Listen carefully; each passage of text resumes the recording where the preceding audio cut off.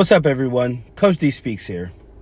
So just days after an armed, homophobic psychopath walked into a nightclub for the LGBTQ plus community and opened fire, the Proud Boys have decided that they're going to show up at a holiday drag queen story time for what they say is gonna be wild.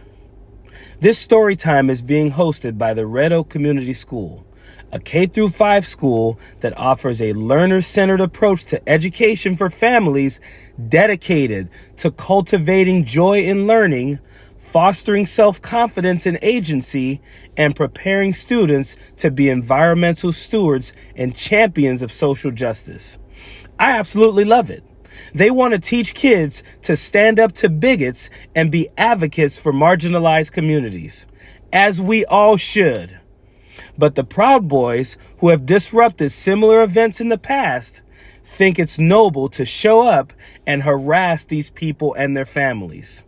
And listen, no matter how they try to dress it up and say it's about protesting sexualizing kids, let me explain to you how it is only about transphobia and homophobia. Here are kids hanging out with waitresses at Hooters. This is not a knock on Hooters or the waitresses. It's a knock on the hypocrisy that is the Proud Boys and other far-right groups and politicians accusing drag queen story times and other events as grooming and sexualizing kids. Here are more kids hanging out with waitresses at Hooters. Some of them, even with their parents, happily in the pictures.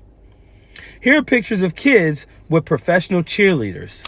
They hold meet and greets all over this country, all the time. And as you can see, they do it while wearing their cheerleading outfits. Here are pictures of kids with professional wrestlers. They also host meet and greets all over the country. Check out this video of a little girl meeting the Bella twins. Oh, the best thing ever. Oh, you were? It's kind of hidden. I agree. But see, once the scar heals and the match, I'm going to go back for it. Yay! Oh my God, you're so cute. You're so cute. Yeah.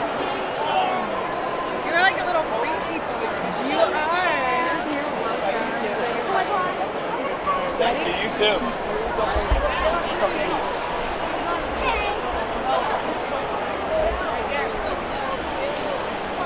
My legs are shaking too much.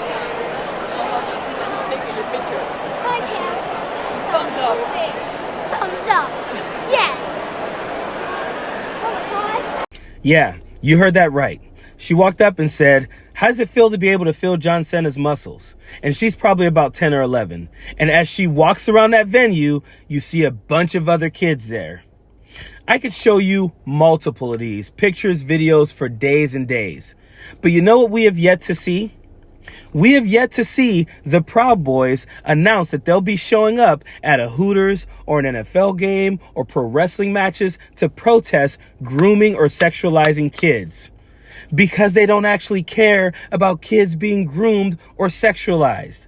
They only care about kids being exposed to the LGBTQ plus community because they hate them. In the history of this country, parents have always had the autonomy to decide what events their kids could go to, and even if they wanted them to watch R-rated movies. This has happened without any protest. Only now do we see protests because it involves the LGBTQ plus community. The Proud Boys and other far-right groups and politicians are not trying to protect the innocence of children. This is nothing but pure bigotry and homophobia. Period. At MeidasTouch, we are unapologetically pro-democracy, and we demand justice and accountability. That's why we're spreading our message to Convict 45. That's right, gear up right now with your Convict 45 tees and pins at store.meidastouch.com. That's store.meidastouch.com.